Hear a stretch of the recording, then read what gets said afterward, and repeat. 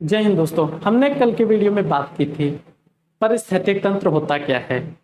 परिस्थैतिक तंत्र के घटक दो तरह के होते हैं। एक होता है जीवी घटक और दूसरा होता है अजीवी घटक। जीवी घटक के अंतर्गत दो तीन घटक आते हैं: उत्पादक, उपभोक्ता और अपघटनकर्ता। तो हमने कल के वीडियो में परिस्थैतिक तंत्र का फ्लो चार्ट बनाया था। आज के वीडियो में हम बात करेंगे जीवी घटक। जीवी घटक को हम इंग्लिश में बायोटिक कंपोनेंट्स कहते हैं। चलिए समझते हैं जीवी घटक होता क्या है। सभी जीवधारी को जीवित रहने के लिए, सभी जीवधारियों को जीवित रहने, प्रजनन तथा वृद्धि के लिए भोजन की आवश्यकता होती है। भोजन के द्वारा ही ऊर्जा प्राप्त होती है। भोजन के द्वारा ही उन्हें ऊर्जा प्राप्त होती है। पृथ्वी पर ऊर्जा का मुख्य स्रोत सूर्य है। पृथ्वी पर ऊर्जा का मुख्य स्रोत सूर्य है, जिनके द्वारा विकिरण ऊर्जा प्राप्त होती है। हरे पौधे इस ऊर्जा को प्रकाश संश्लेषण क्रिया द्वारा रासायनिक ऊर्जा में परिवर्तित हो जाता है। पृथ्वी पर ऊर्जा का मुख्य स्रोत सूर्य है, जिनके द्वारा विकिरण ऊर्जा प्राप्त होती है। हरे पौधे इस ऊर्जा को प्रकाश संश्लेषण क्रिया द्वारा रासायनिक ऊर्जा में परिवर्तित हो जाता है। ये हो गए जीवी घटक। फिर परिस्थैतिक तंत्र के जीवी घटक तीन तरह के होते हैं, हमने अभी बात किया था। एक होता है उत्पादक और दूसरा होता है उपभोक्ता और तीसरा होता है अपघटनकर्ता। अंतर्गत वे सभी हरे पौधे आते हैं जो प्रकाश संश्लेषण क्रिया द्वारा CO2 तथा जल को पर्णहरिम की उपस्थिति में सूर्य के प्रकाश द्वारा ग्लूकोज में परिवर्तित करते हैं। यही ग्लूकोज भोजन के रूप में पौधे में एकत्रित रहता है और श्वसन क्रिया द्वारा ऊर्जा उत्पन्न करते हैं। श्वसन क्रिया फलस्वरूप ऊर्जा एकत्रित करते हैं।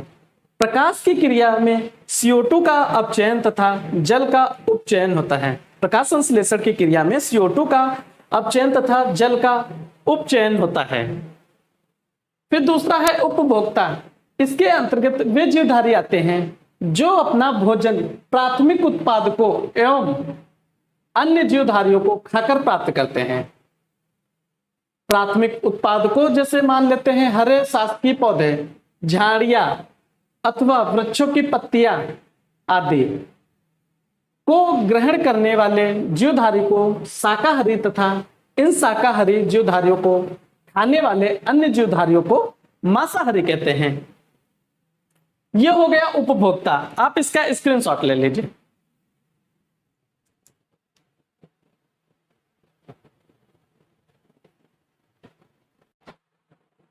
आइए समझते हैं उपभोक्ता। उपभोक्ता को हमने पिछले में पढ़ लिया था।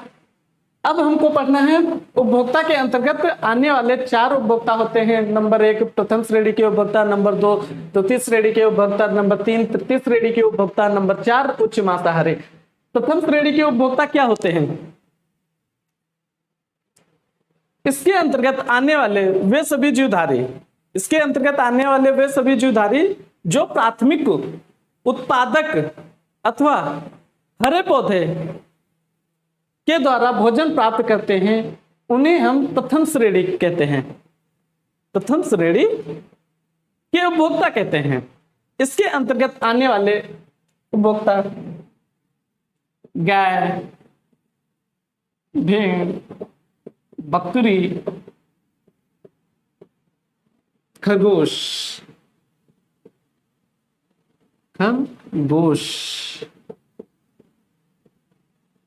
ये सब प्रथम श्रेणी के उपभोक्ता हैं।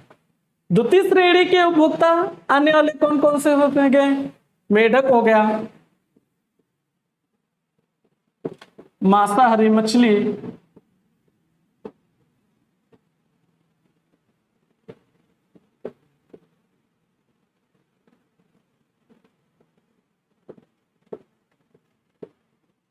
मांसाहारी मछली और बिल्ली आदि, ये सभी द्वितीय श्रेणी के उपभोक्ता हैं। तो तृतीय श्रेणी के अंतर्गत आने वाले कौन कौन से उपभोक्ता होते हैं, चलिए देखते हैं। उदाहरण के लिए सांप और चिड़िया, ये सब तृतीय श्रेणी के अंतर्गत आते हैं। फिर बाद में आता है उच्च मांसाहारी।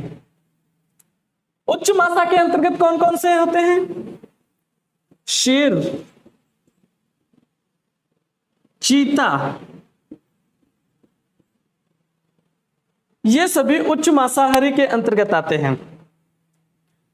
प्रथम श्रेणी के उपभोक्ता हैं जो, वो किस पर निर्भर करते हैं, वो पेड़ पौधे, हरे पेड़ पौधे पर निर्भर करते हैं, घास वास हो गए, ये सब प्रथम श्रेणी के उपभोक्ता पर निर्भर होते हैं। द्वितीय श्रेणी के उपभोक्ता किस पर निर्भर होते हैं, ये सब बकरी, खरगोश, ये सब द्वितीय श्रेणी के अंतर्गत प्रथम उपभोक्ता के अंतर्गत निर्भर रहते हैं।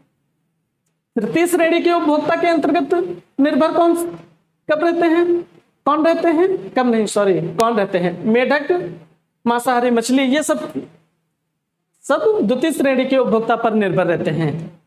फिर आता है उच्च मांसाहारी। उच्च मांसाहारी किसके उपभोक्ता पर निर्भर रहते हैं, ये तृतीय श्रेणी के उपभोक्ता पर निर्भर रहते हैं। ये हो गया उपभोक्ता। फिर तीसरा है अपघटनकर्ता। अपघटनकर्ता क्या होता है, वे जीवी घटक जो प्रायः उत्पादक एवं उपभोक्ताओं की मृत्यु के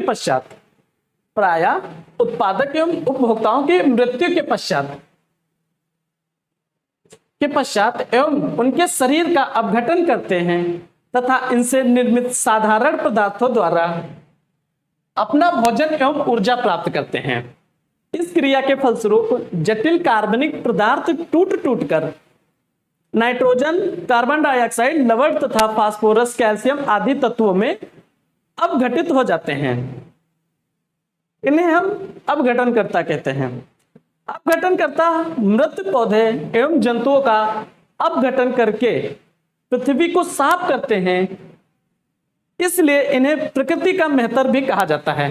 प्रकृति का मेहतर किसे कहा जाता है, अपघटनकर्ता को।